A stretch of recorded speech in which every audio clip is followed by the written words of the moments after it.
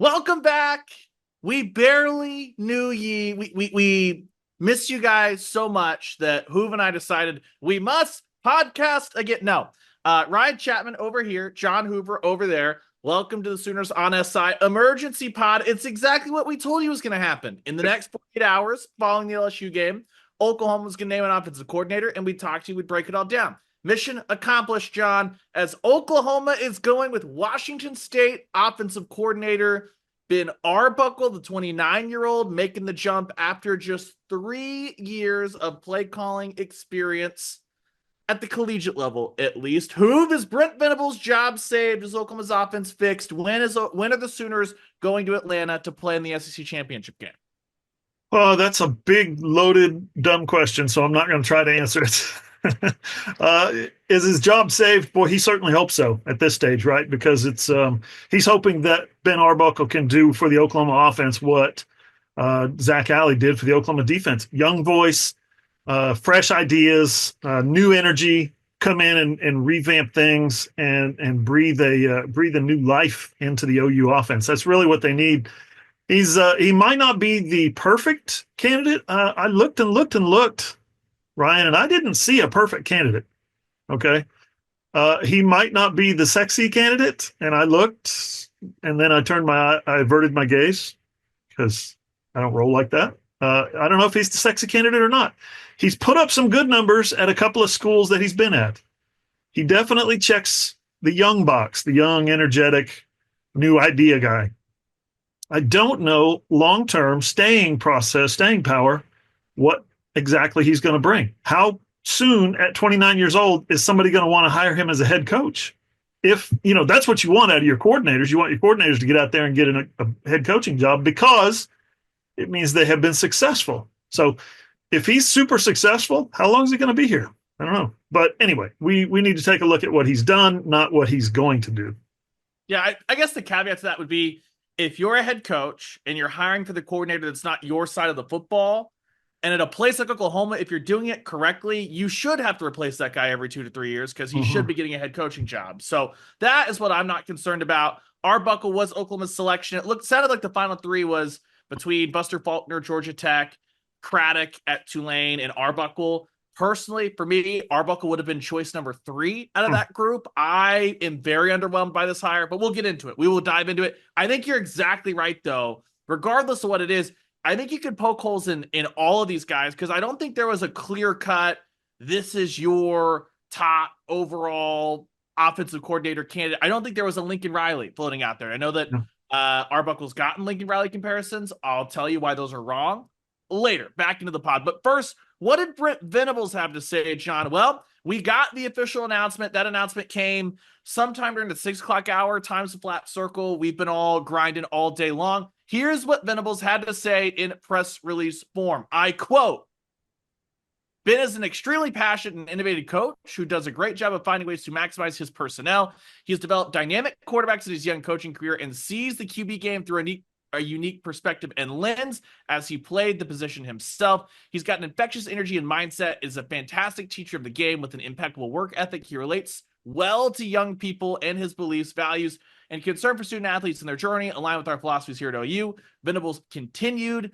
Thanks to his unique blend of experience, Ben does an incredible job of utilizing multiple personnel groups and putting tremendous stress, both vertical and systematic, on defenses. He's overseen quarterback-friendly, big play offenses and thrives at putting players in a position to be successful. That track record will attract some of the most dynamic and explosive players in the country. Finally, he concludes, I'm incredibly excited to see our offense reach new heights under Ben's guidance and leadership, working alongside the rest of our offensive staff, Coach Finley, Coach Bedenbaugh, Coach Murray, and Coach Jones.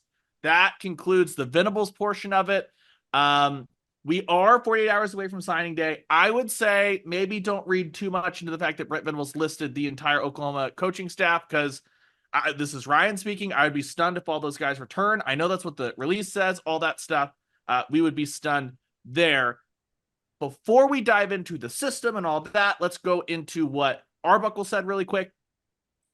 He did all the pleasantries that everyone says. Yeah. He was excited about it. Loves Oklahoma. Big tradition. Yada, yada, yada. Here's the stuff I want to dive into. Arbuckle from the release, quote, we're going to run an attacking style offense I want to take the fight to the defense. I want to put our guys in position to be successful at all times and ultimately go out there and be explosive. And then he did fan service. Product the Sioux Nation's proud of. Oh, great stuff. It's in every release. When asked about his preferred style of offense, Arbuckle said it can vary from year to year, the release read. Quote, I've always played to the strength of my personnel. The personnel drives the scheme. There have been years where the best thing for the team to be successful was throwing the ball a lot, and there have been years where the best thing for the team was to establish the line of scrimmage and get rolling.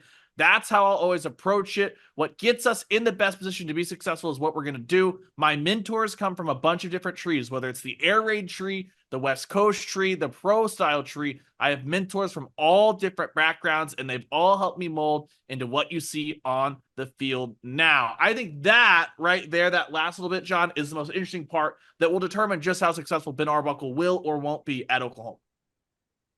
Um, why do you think that? Why does that comment in particular grab you?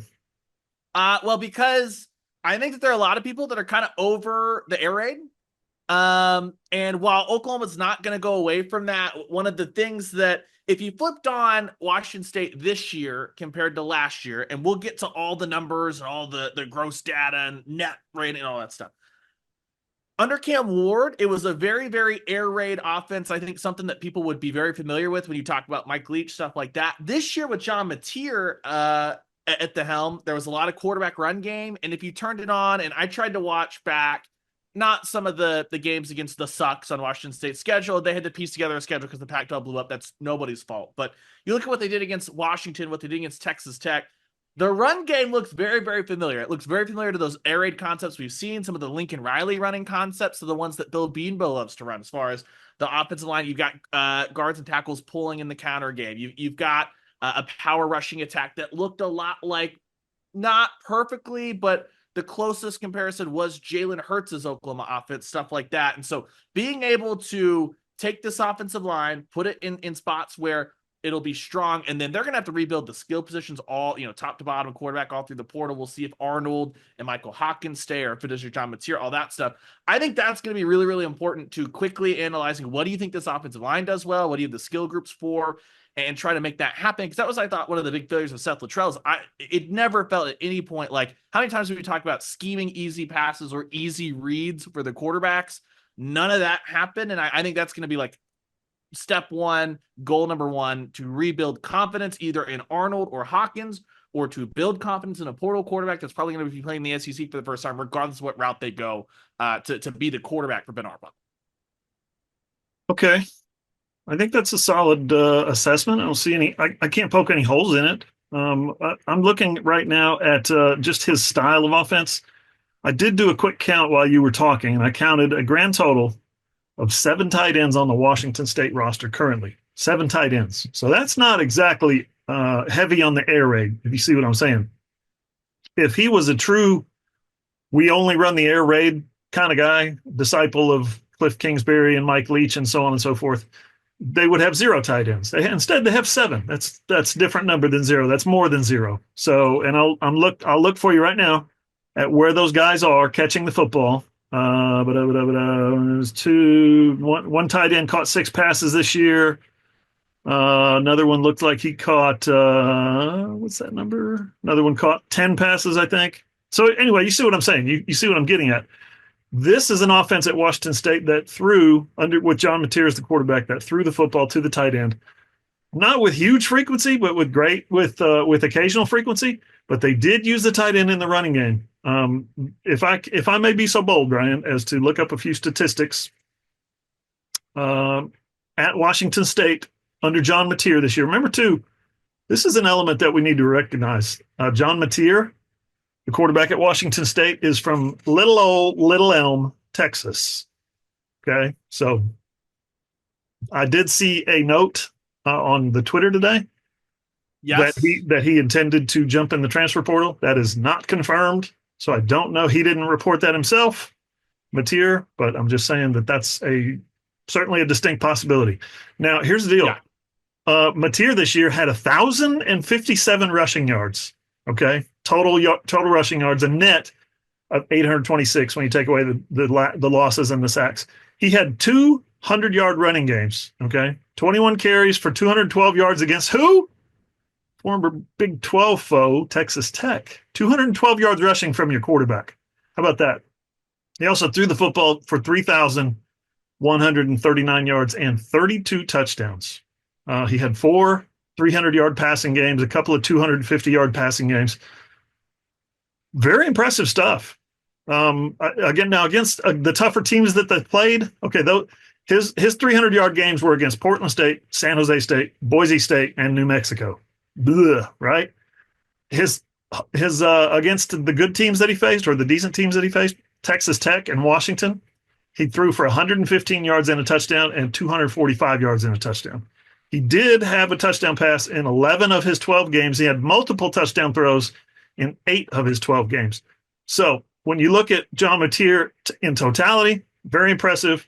Did it against a very average or below average schedule, but defenses, the teams that they faced.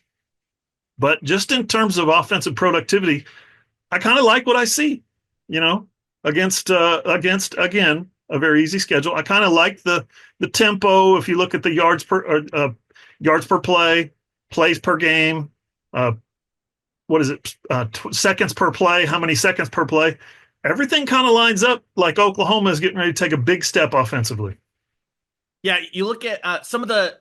We'll look at some of the total numbers here, but you look at some of the efficiency stuff. 6th in team passing touchdowns, right? 8th in yards per pass attempt, 9th in passing efficiency rating, 12th in yards per completion, 14th in yards per play. That's some of the deeper lying numbers there for Washington State this year. What they ended up as was 22nd in total offense, 12th in scoring, 24th in passing, 55th in rushing. And I think that's really important when you talk about, look what they did last year. So last year, Washington State finished 35th in total offense, 38th in scoring, 4th in passing, 130th in rushing offense. And that's not to be critical of Washington State. That was looking at who did they have a year ago? Cam Ward. If anyone's watched Miami, if anyone watched the Pac-12 last year, Cam Ward can absolutely let her rip.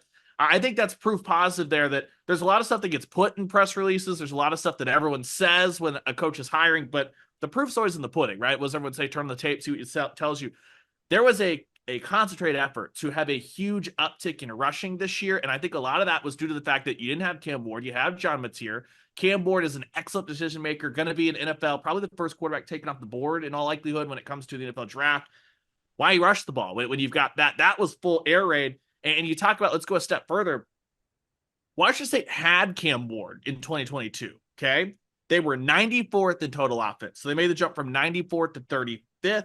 They jumped from 79th to 38th in scoring, 45th in passing all the way to 4th, and they were 118th in rushing. So that is not only stepping in, making an improvement, making an improvement with the guys that you've got, analyzing what do you have that excels, and rolling with that. Then the other side of that is in 2022, his first year as an OC, Western Kentucky didn't have this huge drop off. They went from 2nd to 7th in total offense, 1st to 2nd in passing offense. They actually improved in rushing offense, 270th from 119th. Why is that important, Ryan? Well, they had Bailey Zappi when Zach Kitley was the OC there in 2021. Bailey Zappi, who ended up a 4th-round pick in the NFL draft.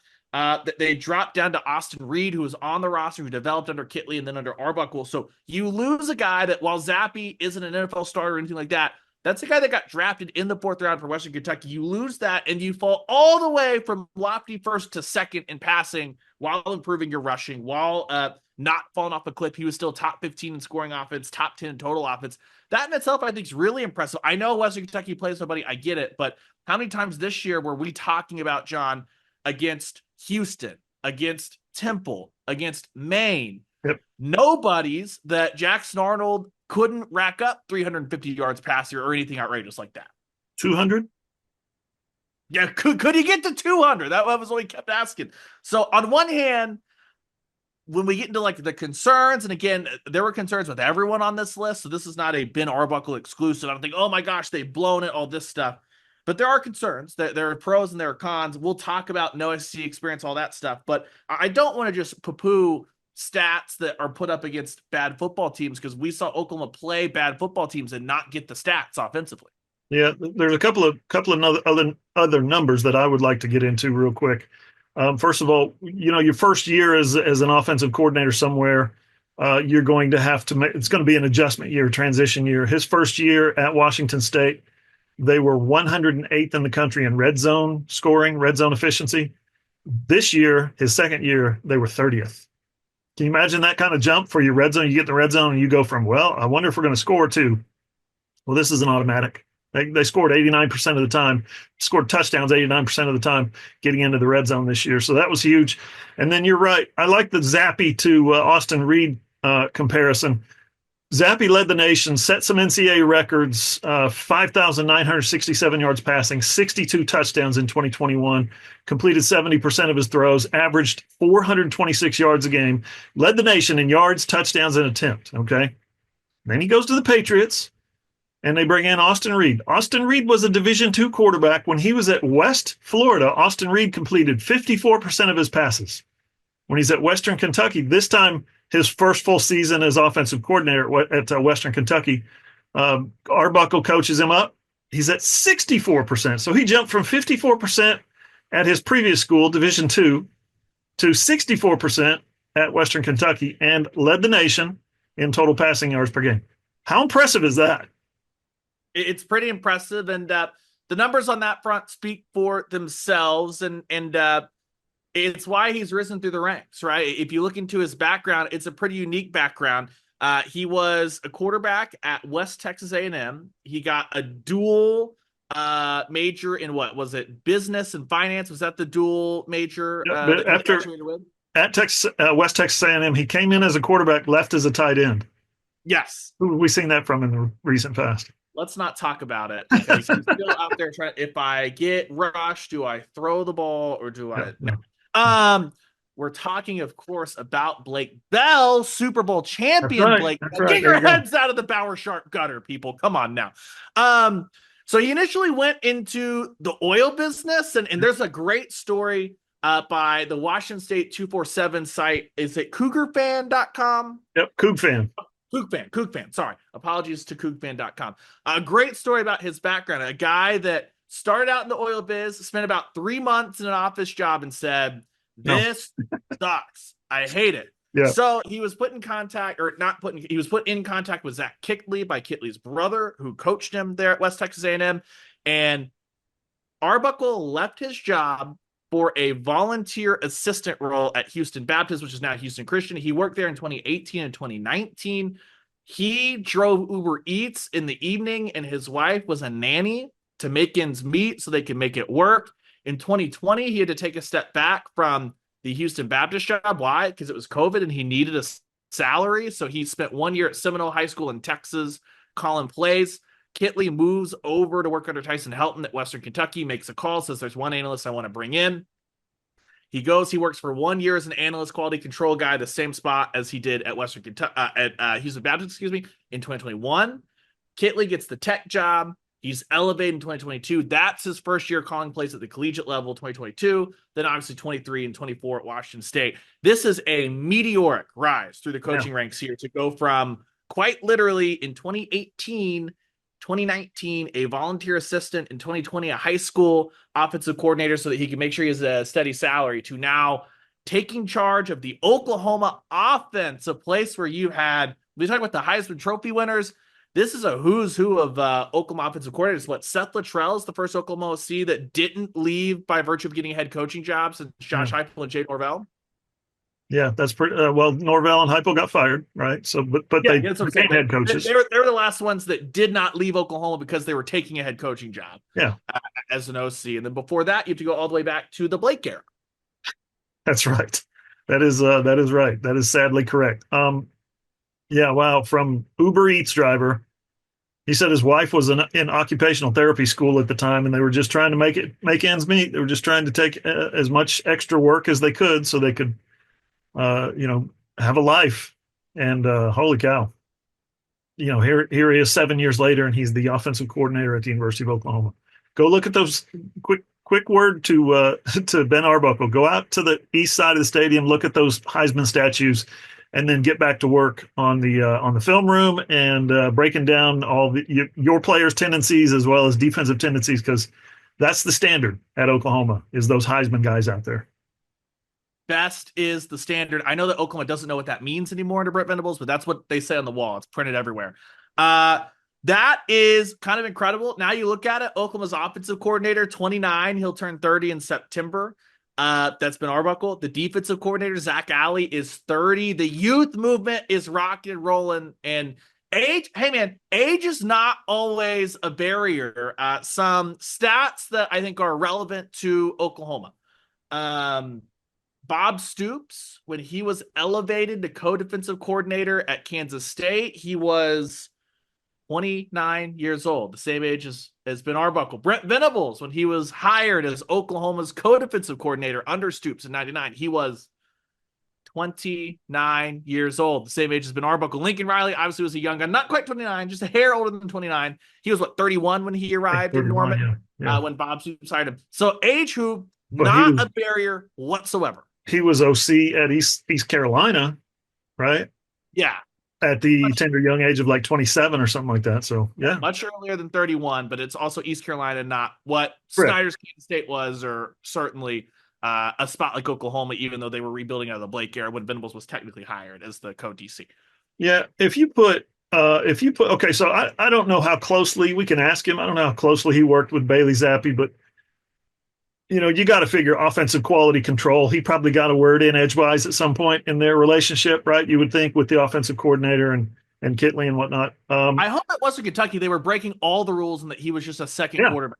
Right? That's what Western Kentucky should have been doing. That's what they should have been doing. And then you throw in Austin Reed, and then you throw in a year with Cam Ward, and then you throw in what Mateer did this year. That's really impressive. That's good work.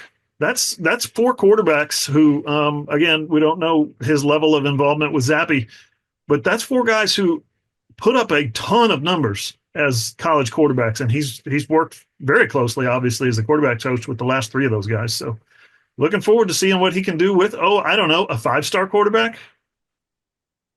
We'll see. That was what Jack Snarl, we talked about in the post-game pod.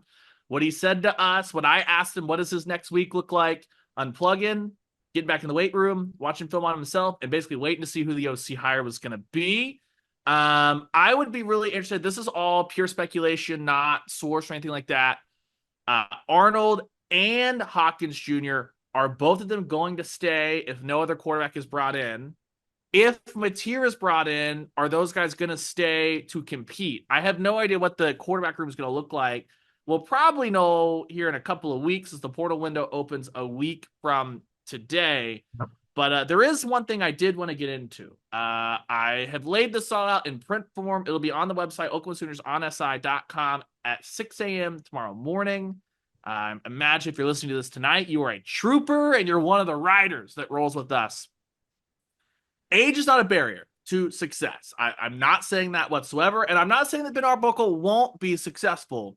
But there is one thing that has kind of grinded my gears today, and that is the constant simply throwing out there, Lincoln Riley, really young, Ben Arbuckle, really young.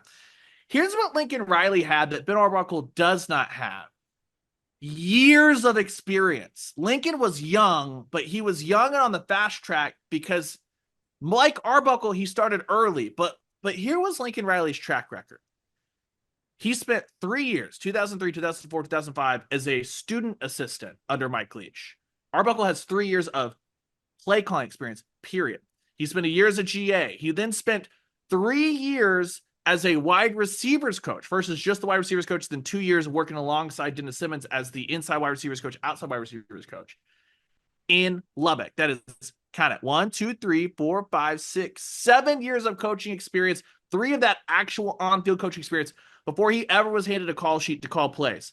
He worked under Mike Leach. He coached alongside Sonny Dykes and Dana Holgerson and Seth Luttrell. And whether you like Seth Luttrell or not for what he did as an OC, he was eventually a head coach at North Texas. You don't take that lightly. He also worked with Bill Bedenbaugh.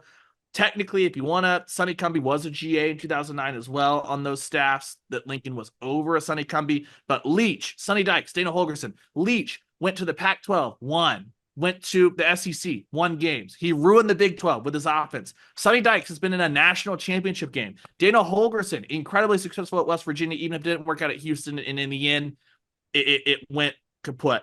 Zach Kitley, we could look back 10 years from now and look at the Western Kentucky coaching staff that Tyson Helton had put together. And we could maybe one day say, wow, look at all these names that were on the same staff. You know, at the time when Alabama had all those guys that we now look through and go, wow, these are all head coaches all over the place. And at the time you're going, wow, good coaching staff. But that is quite the education in football that you have on top of 5 years of being your own offensive coordinator, where you're not just running Kitley's system, who was handed down to you from Cliff Kingsbury, all that stuff. That is night and day difference than the experience level that Arbuckle is bringing. And I'm not saying that Arbuckle can't succeed. I'm not saying he's not a genius, all of that stuff. I just want to say, I do think that the comparison misses the mark here, and that, yes, age, you can succeed like that. I do think that's important, though, that Lincoln had 7 years as either a GA, student assistant, or receivers coach, plus 5 years on top of that. That's 12 years of coaching experience. 12 years of coaching experience that would equal that for Arbuckle coming to Oklahoma would put him to 2030. If you start at the same spot, that to say, it's a big swing for Brent Venables. It is.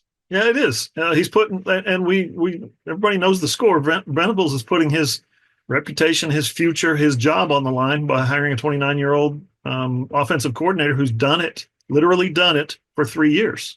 Again, not a knock on Arbuckle. It's just, it is what it is. It's facts. So, you got to wish Brent good luck in that venue, because it's like you said, it's a roll of the dice. It's a risk.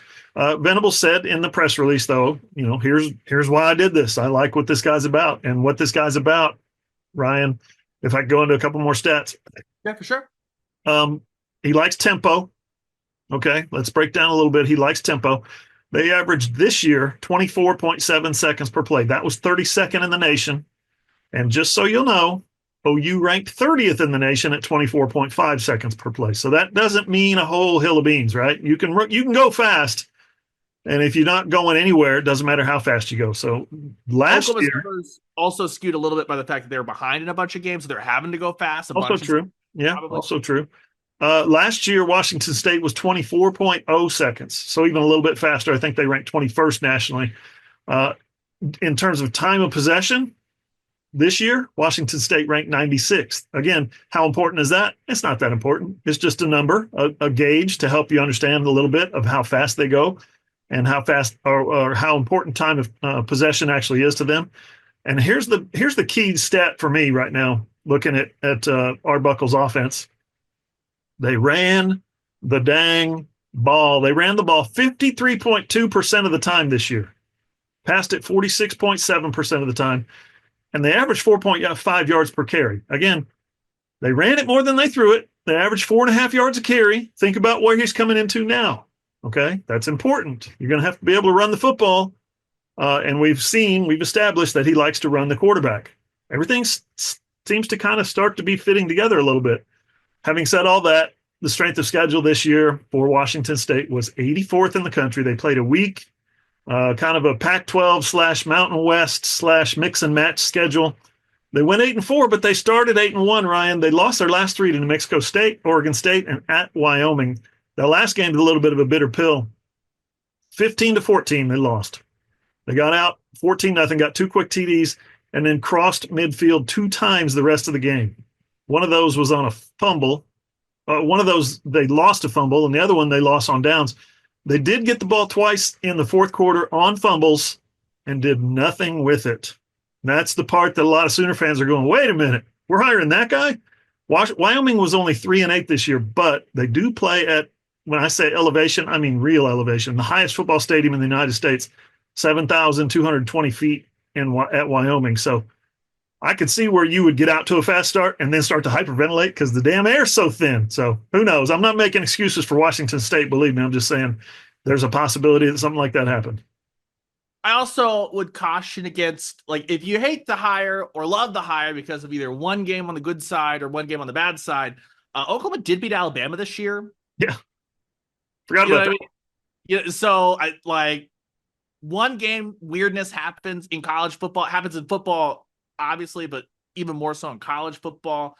Um, my big worry about that is not the hey, you only put up 14 points against Wyoming. It's that when you take the step back and say he has coached at Houston Baptist, Western Kentucky, Washington State for 1 year in the Pac-12, and it was a damn good year in the Pac-12, and then 1 year without a conference. None of that's his fault. But even the Washington State good year in the Pac-12, yes, it is the Pac-12. It's not the SEC. It's not even the Big Ten. It's not the same kind of athletes on defense that you see in the Big Ten. Certainly not the absolute freakazoids that roll around in the Southeastern Conference.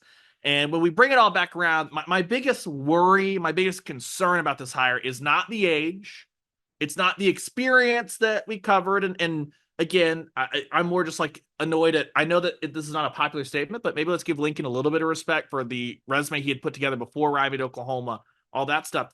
It's the fact that Arbuckle has nothing close to SEC experience, which is just a puzzling decision when you're talking about this hire. Not only does it have to work, John, it has to work immediately, or Brent Venables is going to be without a job in 2025, at the end of 2025.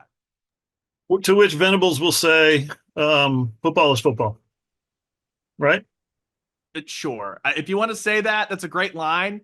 I think everyone who watched the SEC week in, week out for the first time this year, then went back and watched what Colorado was doing, what Arizona State's doing. Go watch Arizona State and Iowa State, and then roll that into Georgia and Texas and tell me that football's football, John.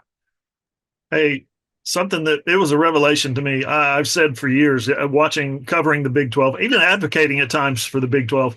Um, I have said for years, hey, the Big 12 is a good conference. Hey, the Big 12's got good players, and they do. They've got elite quarterbacks, great receivers, all that stuff, right? Offensive line, they got some good players on defense. There's no doubt. 1 year of covering the SEC changed my mind about the football I had been watching previously. It did, and I hate to admit that. I really do, because I've been, like I said, I've been advocating for the quality of Big 12 football. I think it's just as good. I think SEC is overrated. Yes, the SEC puts more players in the NFL, has more 5 stars, but I think the quality of football in the Big 12, blah, blah, blah, blah, blah, it starts to sound the same. After 1 year of watching the SEC, where defensive linemen have like chainsaws at the end of their fists, right? And the defensive backs have like butcher knives at the end of theirs. And the linebackers are allowed to carry guns, right? During the game. That's what it looked like to me. So the SEC quality of football, especially on defense, was pronounced. After 1 year of covering SEC football, I have changed my tune. That it just means more. No, it just means a hell of a lot more. It just means more hitting, more sacks, more big tackles, more defensive stops, more takeaways, all that stuff. The SEC football is for real. So yes, football is football. And so for a new offensive coordinator, a 29-year-old offensive coordinator with very limited college football experience to step into the SEC, I think he's going to have to have an adjustment period. Kind of like Lincoln Riley did a little bit early on, first 4 or 5 games of his career. I think, yeah, Arbuckle's going to need time to adjust to what the SEC looks like. And it's not to say he can't adjust. It's also Right. I am not someone that is a believer that like the air raid can't work in the SEC. I think that you look a bunch of teams across. Nick Saban, that wasn't air raid. He moved to a spread eventually, right? And he basically said, "I've got to do this to keep up with the Jones as far as recruiting quarterbacks, recruiting receivers, all that stuff." You look at the different like concepts here and there that Drink's offense has at Missouri that's been massively successful. What Mullen kind of ran the power spread for a long like they're all variants and mixing and matching and so again I don't think that the air raid itself or whatever version of it, and we've talked about the Arbuckle is not a pure air raid guy, so I don't think that's the barrier. I just worry about the adjustment period. Now, to go from volunteer assistant in 2018 to offensive coordinator in 2025 at Oklahoma, that means you're a quick study. So I don't doubt that, and I'm excited to see what the holdovers from this staff that do hang around, what they quickly can do as far as saying this, and that. I think we're going to learn a lot about Brent Venables, the head coach. How quickly can he step in some of these winter meetings and go, this works, this doesn't. This works, this doesn't. Trust me, because The other, I think, big concern, and this would have been the same no matter who the OC hire was. So this is not a Arbuckle thing. This is a Venables thing. Venables had to get more involved in the offense this year, and I don't think it worked. I actually have a hypothesis, a tinfoil hat theory that when you look at Oklahoma's quarterbacks and their risk averse nature, why they weren't throwing the football and just giving guys a chance, things like that. I think it's because they have a head coach that is so stressed about do not turn the ball over, do not make the mistake, this, and that it gets in their head and doesn't let them be a quarterback, and it makes them become almost a anti-turnover robot. And then I think they start self-doubting, and then you get fumbles and all this stuff. So I don't think actually that's a positive influence from Venables, the head coach. Now that he has a quarterback coach, hopefully lets Ben Arbuckle do it. But you had a seasoned veteran who had a national championship and tons of Big 12 championships on the wall when it came to Bob Stoops, and him sitting down with Lincoln and saying, hey, dog, Texas 2015, remember, run the football. You got Samaje Perine, Joe Mixon. That's helpful. Houston 2016, hey, bro, run the ball. The running game's your friend, all that stuff. You had that, and Bob Stoops was pretty good at kind of shepherding that along. We don't know. I think that's an unknown for Brent Venables, because with Jeff Levy, the offense got more efficient from year one to year two. Everyone can have their play calling issues, all that stuff. But the numbers were the numbers. It was great, high flying, efficient, all that stuff. Yep. Year three, Luttrell was not a new offensive coordinator, so I don't know if you're more likely, less likely the tug and pull of a head coach coming and tell you do this, not that. Then you go to the other side of the ball, was totally flipped. Roof was a grizzled veteran. He brings in the young gun, Zach Alley, to run his defense, and it worked out great.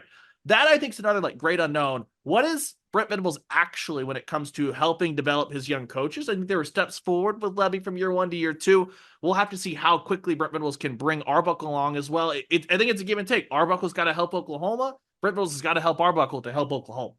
It's a good point. And to remember, last week, Brent told us I hired the wrong guy in Seth Luttrell. He also obviously hired the wrong guy in Ted Roof. He's kind of 0 for 2 on his coordinators right now.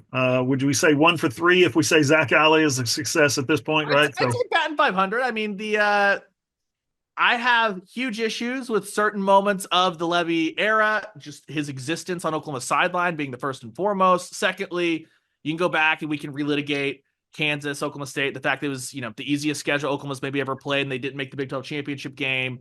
All that stuff. I think Jeff Levy got a head coaching job. Successful hire. I'd go batting by 500 with the known quantities. Is that good though? 500? If you're hiring coaches? It's bad. It's not good, but we talk about the standard. That's the Venables standard. He was 6-6, 6-7. You're 3 years in, and you've whiffed on 2 coordinators.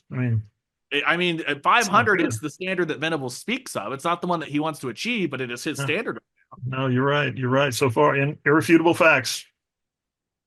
Again, sorry, folks. The 2023 season, you don't get flowers for missing the Big 12 championship game. Sorry if that's too harsh. Not at Oklahoma.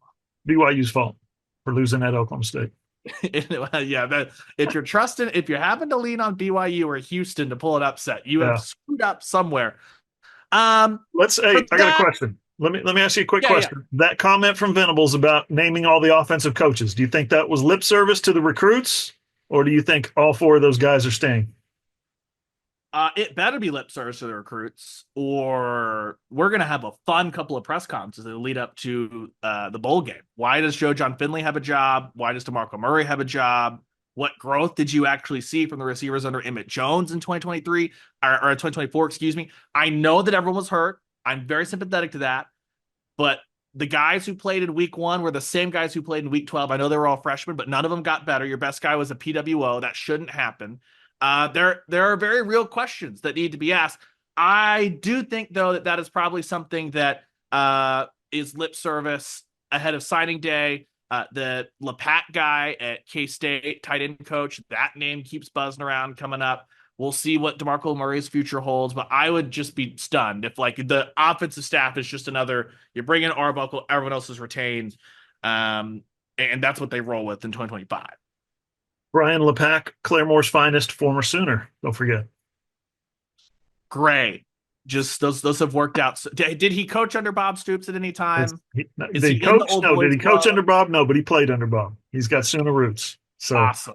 Sooner Magic. It's back. It's back on the menu, boys. Two thumbs up.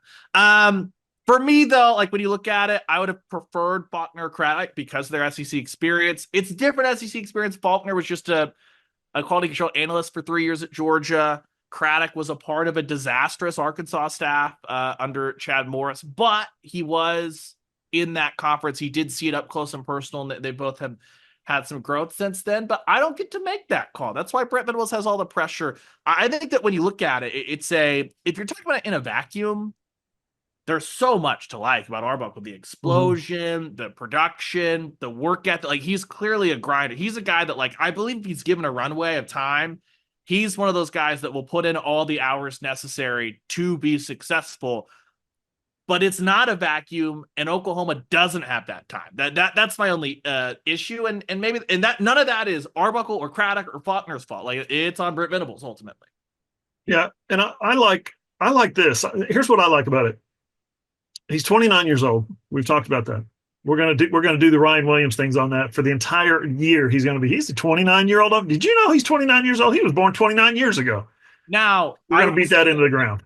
If he wears eye black that says "kill everyone," I take like Ryan Williams. No, I like it though because it's not. Here's why I like it most. It's not a tired retread. It's not somebody who's done this before, been there, done that, got a ton of experience, has been through the ringer, has been a head coach, is trying to get back to be a head coach, just wants to be here for 1 year and reset the button and get on to it this career. I would thought that's not the right approach for Brent Venables. Brent wants to establish a culture, identity, go 30-year-old on the defensive coordinator, go 29 years old on the offensive coordinator, and there you go. You're starting to build a little bit of a family, a little bit of a culture. I like it. That's what I like about it. And I've always said this, and I've said this about coaches across the country, different sports, stuff like that. I personally hate the idea of bringing someone in, handing them a playbook and saying, you're going to run this when it's not yours. Like if you're Lincoln Riley running your offense and you just need someone else to actually like do it during the game sheet to do other stuff, I think it's a little bit different. We've seen that with Brent Venables on defense. It's had mixed results with Roof. It was obviously great with Zach Alley this year, but Zach guy was calling the plays and he was calling that, and they let him have some subtle tweaks. I have always hated the like, hey, I liked what this coordinator had, so we're going to try to promote you, and you're going to have to like basically cosplay as that guy, and everything you do, you're going to have to think, what would so-and-so do here? What would I think that like Oklahoma State ran into this with Jim Knowles. Like they brought in Derek Mason and told Derek Mason, we kind of like what you want to do, but can you also run Knowles' system a little bit too? And it makes this weird like mismatch. I like that Jeff Levy had his offense, right? He learned from Art Briles and he ran the offense to the best of his ability. I like that Arbuckle has his offense. He learned from Kitley, he learned from Cliff. He runs it to the best of his ability. He brings in the wrinkles that he likes. I always prefer that in a coordinator as opposed to the Belichickian, here is the playbook you were allowed to run. Please, work within these confines. I love that. And I love that Brent Venables said, I want someone who's got a style of offense and that it is kind of unknown. Like just because he mixes and matches, Arbuckle has an identity. He's just smart enough to tailor it to the roster year over year over year. Yeah, and he's gonna adjust his play calling and his play tendencies and his schemes to what the roster's strengths are. And Oklahoma, they don't have 7 tight ends at OU. Maybe next year they might have 2. Right when he gets there this week, today, tonight, whatever. They don't have a ton of tight ends, so he's going to have to come up with some other way to scheme that position, whether it's a big wide receiver or a running back of some kind. All I know is 6.7 yards per play on offense this year, 15th in the country, is pretty dang good. I think Oklahoma's. I think he made the right hire. I think Brent did. I don't know. Again, if it's the perfect hire, I don't think there was a perfect hire out there, but I think this will end up being a good hire. At some point, 31, 32, 33 years old, he's going to be a head coach somewhere. He's going to be successful. We'll find out. I believe he'll have a really good young offensive line. Guys that got seasoned this year, we've talked about this a ton ad nauseum, right? What Logan Hallen and Heath Ozided on the left side of that line to close, get Trey Everett back, get Ifebechiwiwu and Eddie Pierre-Louis. Those guys can come back. So can Akinkumi, Eugene Brooks. You would hope that if you retain Bill Bedenbaugh, you end up signing Ryan Boje, you end up signing Michael Fasusi, the big headliners there in that class to go with the 4 offensive linemen you currently have committed. And we will talk to you probably on Thursday when signing day comes and goes. Believe nothing official, but typically we talk to Brent Venables Wednesday morning of signing day. So we'll see whenever that comes out. I'm sure that there'll be a little bit of Arbuckle, a little bit of signing class, a little bit of everything in there as well. And obviously, Oklahoma Sooners on SI.com, we will continue to pull apart every angle of this Arbuckle hire. If you've been to the site already, you have my story on the announcement, which Pete Thamel first reported, but it has all the numbers from all of his stops. If you're a visual person, not an audio person, you want to read through them. Oklahoma Sooners on SI.com. You have Who's column, which dropped Monday evening after Arbuckle's hiring, kind of diving into his background. You're listening to this on Tuesday morning, 6 a.m. Like I said, the caveat of age does not equal experience with Lincoln Riley stuff, which again, maybe that's just me being annoyed at one little thing I saw and blowing it up. But yeah, that's what we do here. That will continue to roll on, obviously, as Oklahoma's lost a couple of commits, as that has happened here over the last couple of days since we've talked from the LSU postgame podcast. Yeah, a couple of wide receiver commits have dropped. One of those was one of those numbers things where Brent was talking about the not the chaos. What was the word he used? The carnage. The carnage. That's right. The carnage of what NCAA scholarship reduction and expansion is going to look like. He called it carnage, and unfortunately, that's one of those. You can read about that at Oklahoma Sooners on SI.com. Also, my column that I wrote tonight was kind of the basis for my question that I asked Brent on Tuesday, which was you've said what kind of scheme you want or what you want out of a scheme. What I would like to know is what you want out of the person you're going to hire. What kind of qualities do you want out of the man himself? And so he answered that question, and that was the basis. My column today was the basis for asking that question. So I thought that was a good time to break that out because I knew the hire was, as we all did, we knew the hire was pretty imminent, coming forth pretty quickly. And he told us Saturday night that it would be within the next few days or so. And it has been.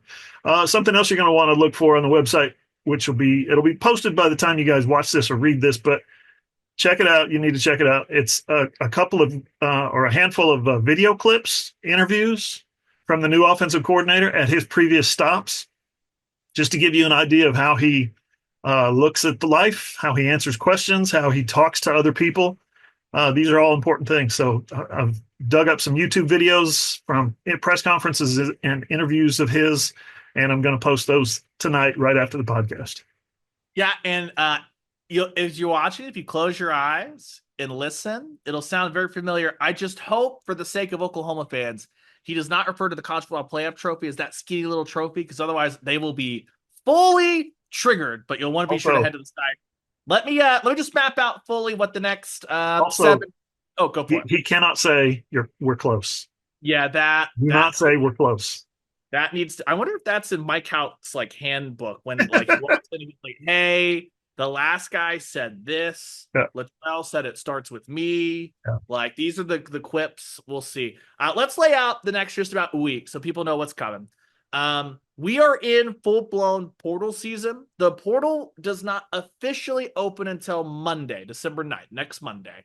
That doesn't mean you're not going to see reports of guys either reportedly headed to the portal or they're going to announce my intention to enter the portal. So that's kind of a 24/7 minefield that we all navigate together. So be sure to follow us on Twitter. The handle is at Sooners on SI. You can follow Hoove at Johnny Hoover. I'm _Ryan Chapman. Carson is Carson D. Field. That will be just an ongoing process. We'll have that all throughout the day. At some point, when I'm better at my job, we'll launch our 2024 portal tracker, which will have all the incomings and outgoings. So that'll be one spot that you can just bookmark that for the next month or so, and everybody coming in, coming out. I will do that, but we've kind of been in a holding pattern waiting for this announcement. Wednesday, like we said, that is National Signing Day. So we will have a big article about everyone that ends up signing, all that stuff. When we get that signing day press conference, again, like I said, we'll be able to talk to Brent Venables. He'll want to talk about the signees. We'll be asking a ton of Arbuckle questions. Is Bill Bedenbaugh staying? Is Emmett Jones staying? Is Joe John staying? Please clarify that statement, all that stuff. So that will continue to filter out soon. Oklahoma Sooners on SI.com. Oklahoma Sooners on SI.com. Our stated goal right now, Thursday, is when we have circled to have our signing day wrap-up press conference, which we'll talk about signing day and all that stuff I just mentioned. Then Sunday is the next big day. That is bowl announcement day. Obviously, we'll get the college football playoff bracket. We'll get the bowl announcement. As of right now, there is no grand plan to podcast on Sunday, breaking down Oklahoma's bowl opponent. If, however, there is some big news, like John Mateer entering the portal and then announcing he's going to sign with Oklahoma, despite the fact that the portal is not open until Monday, that would obviously be massive. We will podcast for that. If Jackson Arnold hits the transfer portal, we will podcast for that. If Michael Hawkins Jr. hits the transfer portal, we may podcast for that if it's paired with other news that comes after Thursday and into Monday. I'm just letting you know right now, we will podcast for quarterback because that's where I draw the line when it comes to portal entries. Then on Monday, December 9th, that is when the portal opens in full swing. I would say it sounds like this week there's not only the individual meetings as far as the big team meeting, but the individual exit meetings. I think we're going to have a pretty good idea of what the roster looks like as far as outgoings go by next Friday. That is December 13th. So we're going to podcast next Wednesday, the 11th. Hopefully by the 11th, we might have a great idea, those first 48 hours of the portal, but certainly by the 13th, we'll have a pretty solid handle on some of those portal entries. Brent Venables said nothing's going to surprise him, but by preparing for that, you price in surprises, if that makes sense, that expect the unexpected. So we will do all of that. As always, easiest thing to do is follow a couple of places. The Twitter handles, like we said, just bookmark OklahomaSoonersOnSide.com. If you're a YouTuber, John Hoover Media is the YouTube channel. Subscribe, hit the bell. All the videos will come to you. And then, as always, be sure you subscribe to the Sooners on Side podcast, wherever you get your podcast. Leave it a 5-star rating review. Tell your friends and tell a friend to tell a friend about us. John, for this emergency podcast, there is no rundown, which means I'm now racking my brain. Have I missed anything here? Is there anything else you want to get in about Ben Arbuckle, signing day, anything before we convene and I eat food and I find Scout the dog? Nothing, just a couple of names. The wide receivers have been taking a hit. Jaquez Petaway has announced that he's going to portal out. Bit of a loss. High school All-American. Kid was explosive, had good hands. Don't know how he fit into the offense. Don't know how he would have fit into the offense moving forward, but I thought he was a heck of a player. And then the two Harrises, Grayson Harris and Marcus Harris, decommitted. Yeah, that'll be they're gonna have to go out and find dudes at wide receiver who have done it in college football already. So simply put, So. The state of a lot of the offense there. So if you want to read any more about Petaway or the Harrises, go to Oklahoma Sooners on SI.com. All right, Hoop, I'm hungry. Scout the dog is hungry, so we're gonna take care of that. Thank you guys for following along per usual. It's been a hell of a season. There's not really a lot of time to reminisce on the regular season right now as we're go, go, go, go. Maybe that'll be the post-game pod for the bowl game. We'll find out together. But John, thank you for speaking to me late into the night. Go back to your family. You have a family. Like go hug your wife and say hello to them for us. Sounds good. I can't wait. Beautiful, beautiful. That's right through the door behind me, right there. That's 918 Hoove. Shout out to him. I'm Ryan Chapman. Until Thursday, we'll talk to you guys then on the Sooners on SI podcast.